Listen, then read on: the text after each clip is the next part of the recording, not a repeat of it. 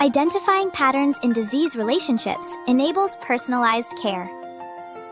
For a long time, diseases have been treated by name. One drug for a cold, another for inflammation. In most cases, this works. It is fast, safe, and reproducible. But sometimes that most cases does not include our body. Standardization is not wrong, but it leaves spaces that standards alone cannot reach. Even with the same cold medicine, one person recovers quickly, another feels stomach discomfort, and another develops a skin reaction. The medicine is not the problem. Each body responds differently. Ibuprofen is no exception. It is an effective anti-inflammatory and fever reducer, but it requires caution in infants. It can also be dangerous for those with certain allergies. The doctor asks, were there side effects? Any allergies? These are important questions. Yet, questions alone cannot explain everything. When sleep, stress, comorbidities, other medications, and daily habits overlap, the response becomes far more complex.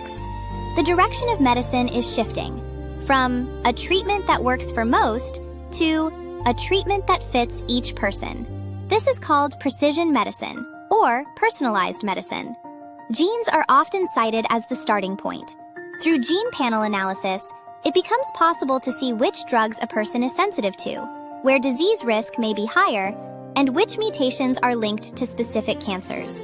This includes the likelihood of recurrence within a family. Rather than viewing a disease under a single name, the focus shifts to reading it as a network of conditions. Genes are a condition. Lifestyle is a condition.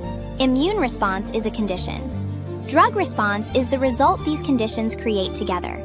Reading this network requires data. When the sample is small, chance appears large. As samples accumulate and scale grows, signal and noise begin to separate.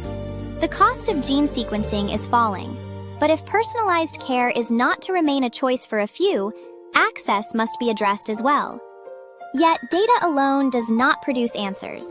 Relationships must be read accurately and verified. Precision medicine is not completed by better equipment alone. Its foundation is the accuracy of interpretation. Technology is already moving in many directions.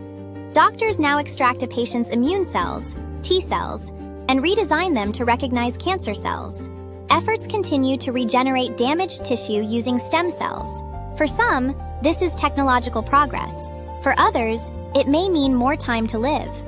There are also attempts to tailor the drug itself. Using 3D printing, dosage and composition are designed for each patient. Body weight differs. Metabolic rate differs. Even with the same medication, the effect is not the same. However, most pills are produced in standard doses. Children split them. Some adults share the doses. As prescriptions increase, simply managing medication becomes a burden. With printing technology, required drugs can be placed in a single pill at personalized doses. Conventional combination drugs have typically targeted causally related conditions together. Printing technology broadens the boundaries of combination. It opens the possibility of designing a single pill that treats diseases once thought unrelated. Yet the more precise the treatment becomes, the more data it requires. If that data is leaked, the harm is serious. For this reason, medical institutions encrypt and store data securely, restrict access, and establish institutional safeguards alongside it.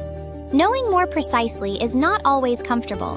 The clearer it becomes, the more there is to choose. The more choices there are, the more responsibility follows. If we are moving from an era that named diseases to one that reads patterns of relationships, how far does that pattern serve as a map for treatment? And from where does it become a record that explains who we are?